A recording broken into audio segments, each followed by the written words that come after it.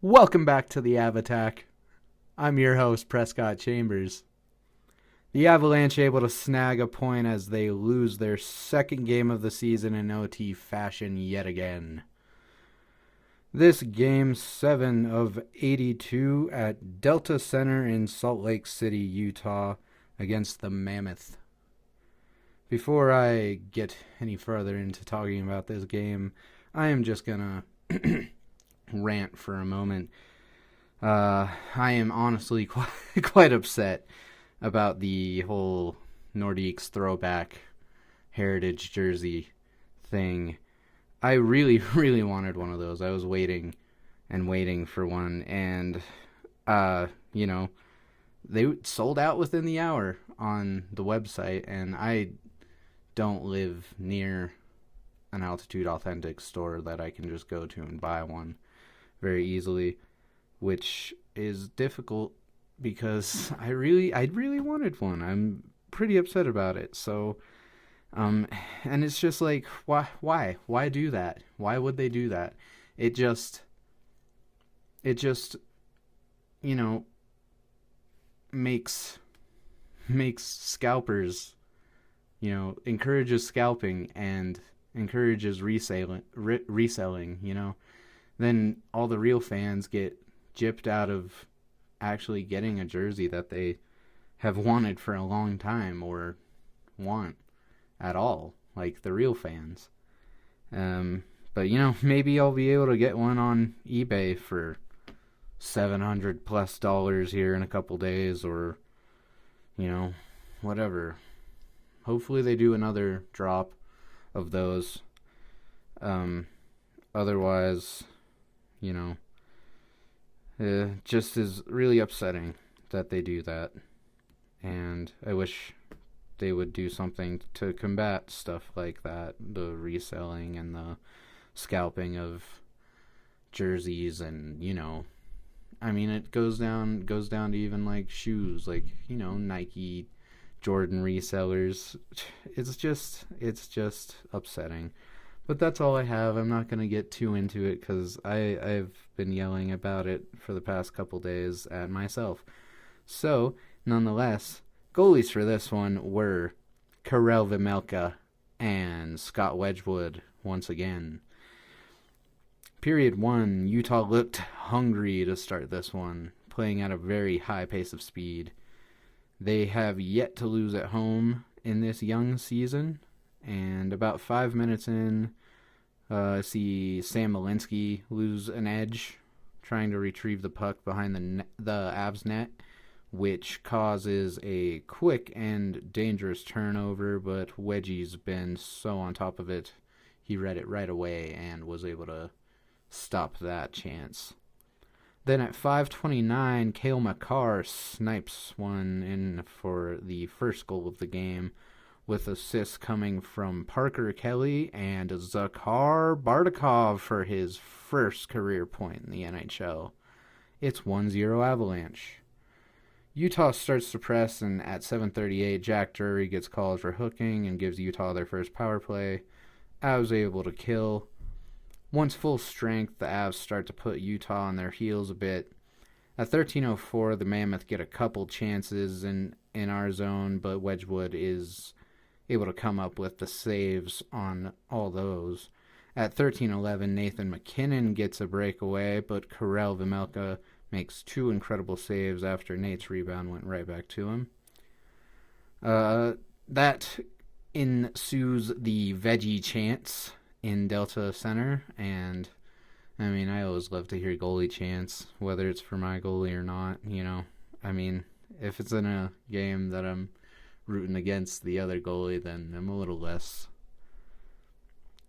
happy to hear it. But hey, I think Vejmelka's a great goaltender, so can't get too mad. Feeling like we might have a little bit of a goalie battle at that point.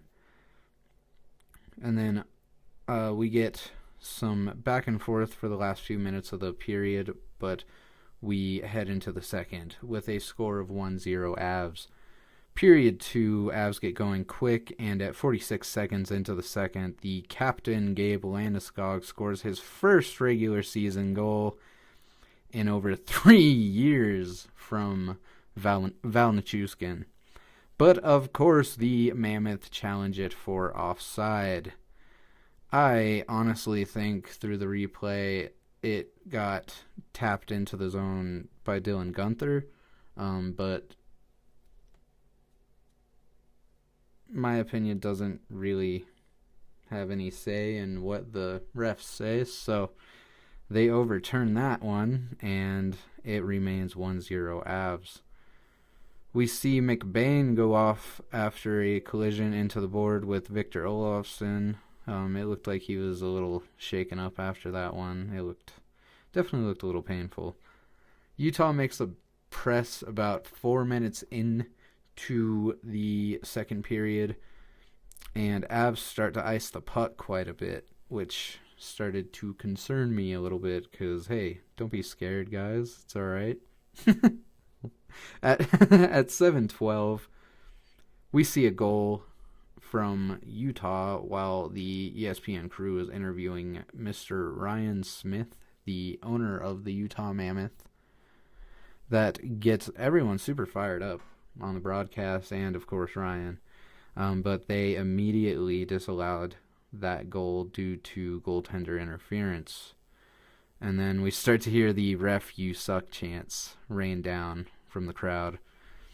At 8:49, Gavin Brindley gives Utah their second power play, and at 9:17, Nick Schmaltz scores a power play goal with assists coming from Clayton Keller and Mikhail Sergachev.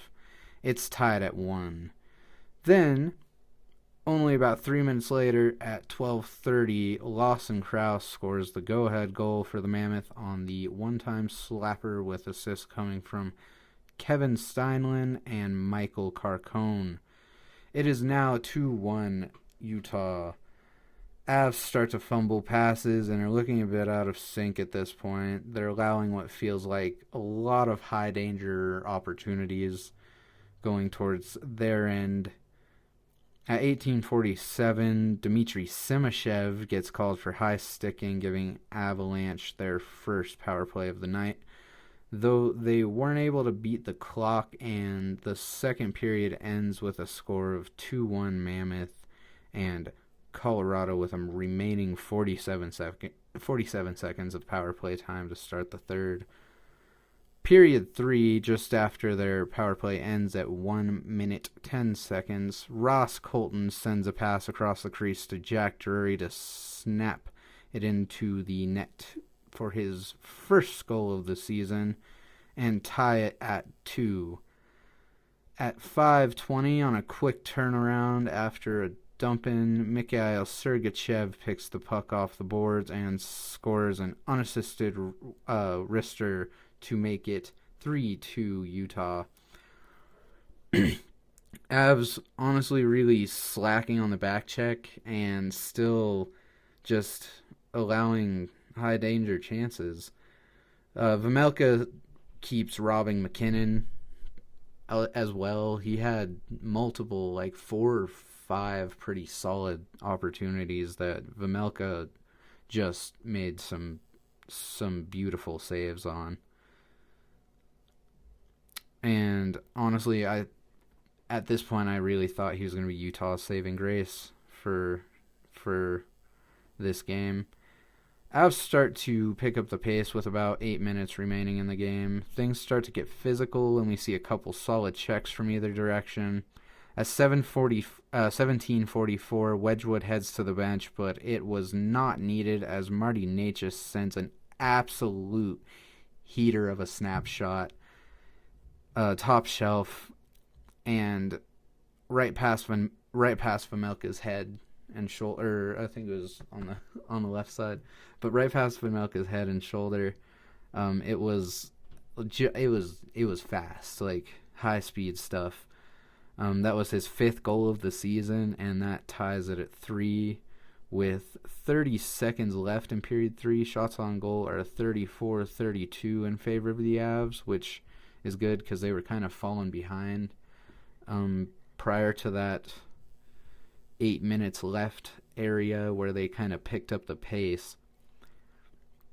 After 60 minutes of regulation hockey, we solve absolutely nothing, and the Avs head into 3-on-3 overtime for the second time this season.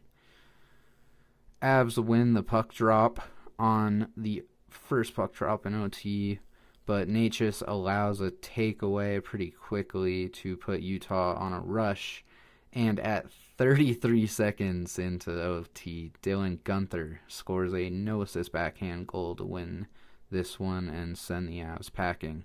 Final score of 4-3 Utah. Overall, the Avalanche had a glimpse of quite a few glimpses of greatness in this one, but ultimately made way too many mistakes and just couldn't seem to really keep up with the Mammoth at a lot of points. They seemed just slow and just couldn't keep up with the Mammoth players tonight. Karel Vejmelka was gorgeous. Just looked great in between the pipes tonight, so can't really say too much else about that. As was Wedgwood. Wedgwood has been an absolute asset for this team for the past 7 games. He allowed one too many tonight, but it really, like, the defense and the back check were just lackluster, to say the least, so I can't truly blame this on Wedgie at all. I'm wondering when he'll be getting a break, though, so we'll see when Blackwood's back, or if they decide to put Trent Miner in. Yeah, we'll see. I'm guessing Blackwood should be back within the next few games. Who knows? Maybe he'll be back against the Hurricanes here on Thursday. The Avs only 2 losses. Oh, actually, before I get into that, the Mammoth did look very dangerous in this one. I'll give them that credit where it's due, and I really think they're just definitely doing the right thing in Utah with their hockey team. I think Ryan Smith, he's a young mind, a young owner, and I think he's doing all the right things for this team. So, cheers to that. Cheers to him. Sorry. The Avs' only 2 losses so far have come in overtime, which does grant us with the 2 points we wouldn't have if lost in regulation, and definitely helps them in the standings. Other than a bit of inconsistency on this game, along with lacking in defensive awareness at certain points in the game, for sure, they played a hard-fought game. So, yeah.